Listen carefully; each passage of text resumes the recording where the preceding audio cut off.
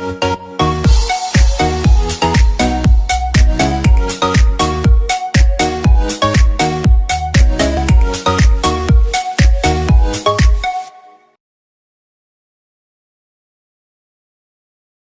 anak-anak, berjumpa lagi dengan Miss Dian.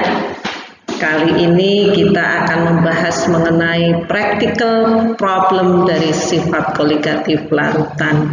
Miss yakin kemarin kalian sudah mengerjakan tugas yang Miss berikan.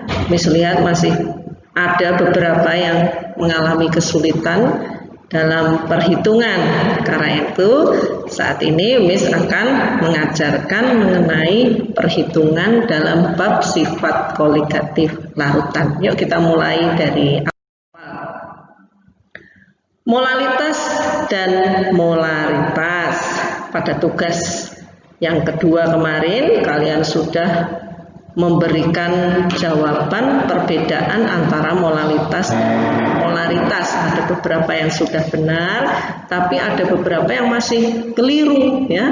Molalitas itu per kilogram pelarut, tetapi kalau molaritas itu per liter larutan. Jadi beda ya antara pelarut dengan larutan, karena kalau pelarut itu berarti solvent saja, biasanya air, benzen, ether dan sebagainya. Tetapi kalau molaritas itu per volume larutan. Namanya larutan berarti terdiri dari terlarut dan pelarut. Jadi ini total antara solut dan solvent.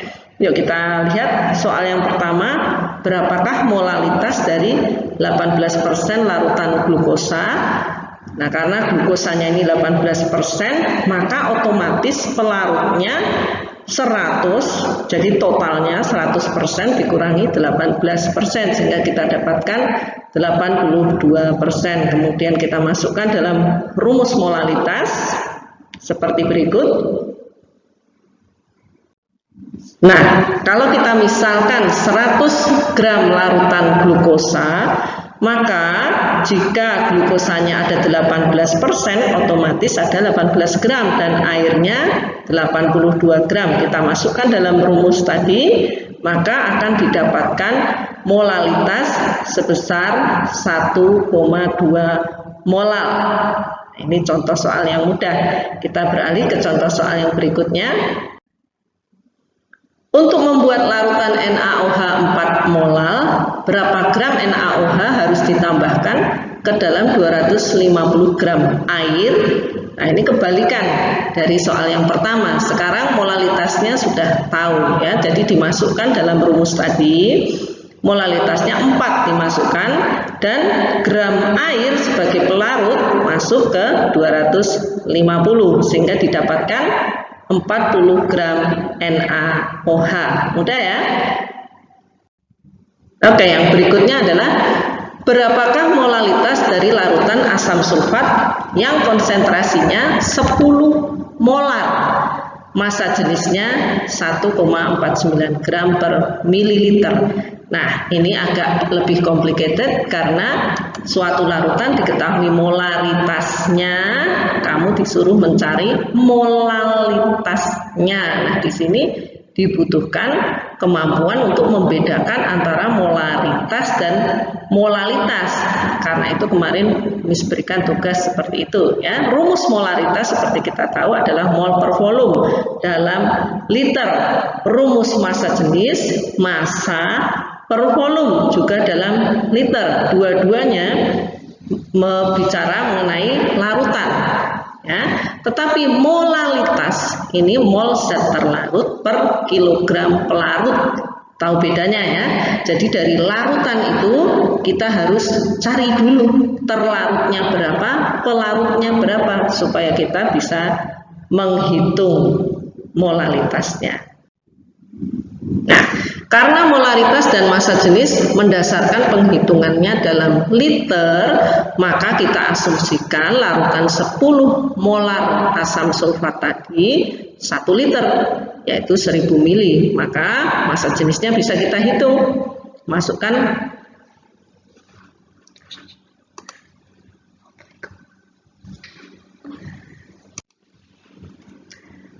Karena molaritas dan massa jenis mendasarkan penghitungan volumenya dalam liter, maka kita asumsikan larutan 10 molar asam sulfat tadi 1 liter.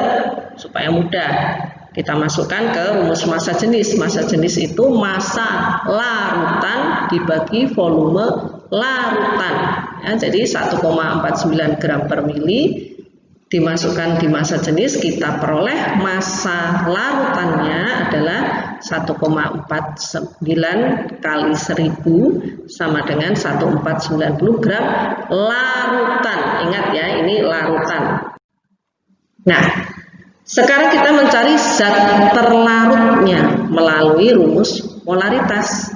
Molaritas itu mol zat terlarut dibagi volume larutan. Nah, mol zat terlarutnya tentunya molaritas kali volume, sehingga diperoleh mol zat terlarut itu 10. Karena molnya sudah tahu, maka kita bisa hitung massanya. Massa berarti tinggal dikalikan mR-nya ya, ketemu 980. Ini adalah massa zat terlarut. Nah, sekarang kita cari massa pelarutnya. Tentunya massa larutan total tadi yang diperoleh dari massa jenis dikurangi massa terlarut, sehingga diperoleh 0,51 kg. Nah, setelah massa terlarutnya, pelarutnya ketemu dua-duanya, maka kita masukkan dalam rumus molalitas. Mudah bukan? Sehingga diperoleh 19,6 ya. Jadi untuk menghitung molalitas dari molaritas, kita harus paham betul-betul rumusnya antara larutan, terlarut, dan pelarut. Oke, kita masuk ke bagian berikutnya. Fraksi mol ya. Fraksi mol ini biasa kita pakai untuk menghitung hukum Raoult, yaitu penurunan tekanan uap. Nah, kita mau bertahap dulu menghitung fraksi mol dulu sebelum kita masuk ke penurunan tekanan uap. Hitunglah fraksi mol CO2 dalam campuran 22 gram gas CO2 dan 28 gram gas CO. Kalau yang ditanya fraksi mol CO2, maka CO2-nya harus kita letakkan di atas. Kalau yang ditanya fraksi mol CO, CO-nya yang di atas. Ya, jadi mol CO2 dibagi mol total. Nah, demikian cara menghitungnya sehingga diperoleh 1/3. Nah, dari penghitungan fraksi mol itu bisa kita pakai untuk menghitung penurunan tekanan uap. Ya. Tekanan uap murni pada suhu 29 derajat Celcius adalah 30 mm Hg. Hitunglah penurunan tekanan uap larutan yang mengandung 15 gram propanol dan 85,5 gram air. Tentunya sebelum kita menghitung tekanan uapnya, kita harus hitung fraksi molnya. Ya. Karena rumus tekanan uap ini adalah XT dikali P0, dengan XT itu fraksi mol terlarut, maka kita hitung dulu fraksi mol terlarutnya, yaitu tentunya kalau ada propanol, ada air, sebagai pelarut tentu air, terlarutnya adalah propanol, sehingga kita hitung fraksi mol propanol diperoleh sebagai berikut ya, 0,05. Setelah kita dapatkan fraksi mol terlarut, mudah, tinggal dikalikan P0. P0 ini adalah tekanan uap pelarut murni, dalam hal ini air ya. Sehingga 0,05 dikalikan 30 mm Hg diperoleh hasil 1,5 mm Hg. Nah, kemudian kita akan masuk ke kenaikan titik didih. Kenaikan titik didih ini kita juga masih akan membicarakan molalitas. Jadi molaritas itu kita singkirkan dulu ya. Sekarang molal. Hitunglah titik didih larutan yang terdiri dari 30 gram urea dalam 250 mili air dengan KD air sebagai berikut. Rumus kenaikan titik didih kita ingat adalah M kali KD. Nah, sebelum menghitung delta TD tentu kita harus hitung molalitasnya dulu ya. Rumusnya sudah dibahas di depan, diperoleh 2 molal sehingga delta TD-nya udah 1,04. Nah, masalahnya yang ditanyakan adalah kenaikan titik didih. Kenaikan titik didih berarti titik didih pelarut murni ditambah dengan delta TD tadi, kenaikan titik didih sehingga diperoleh 101,04 derajat Celcius. Penurunan titik beku ini masih sama karena rumusnya sama dengan delta TD, M kali KD sekarang adalah M kali KB ya. Berapakah titik beku? 15 gram urea yang dilarutkan dalam 500 gram air. Pertama kita hitung molalitasnya dulu, kemudian kita peroleh delta TB-nya. Setelah itu titik beku larutan urea berarti titik bekunya pelarut murni dalam hal ini air dikurangi delta TB, diperoleh minus 0,93 derajat Celcius. Nah, ini yang terbaru kemarin yaitu tekanan osmotik ya. Di dalam 200 ml larutan terdapat 3 gram gliserol. Hitunglah tekanan osmotiknya pada suhu 27 derajat Celcius jika diketahui R-nya sekian ya. Rumus tekanan osmotik M R kali T. Nah, sekarang kita pakai molaritas lagi. Jadi khusus untuk tekanan osmotik kita menggunakan molaritas ya. Dihitung dulu molaritasnya, kemudian masukkan ke rumus tekanan osmotik. Ingat, suhunya harus dalam Kelvin, suhu mutlak. Jadi jangan masukkan 27, harus ditambah 273 dulu ya, sehingga didapatkan 4,01 atmosfer. Oke, sekarang kita akan lihat mengenai larutan elektrolit. Kemarin sudah Miss terangkan perbedaan antara non-elektrolit dan elektrolit. Untuk larutan elektrolit ini kita harus menggunakan faktor Van Hoff ya.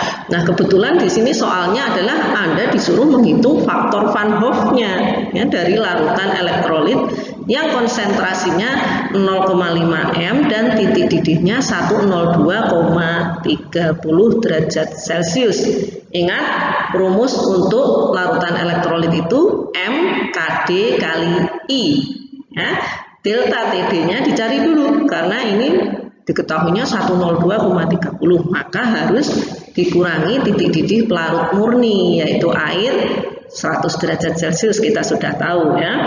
Diperoleh delta TD 2,30. Dari sini tinggal kita hitung I-nya karena M-nya kan sudah tahu ya.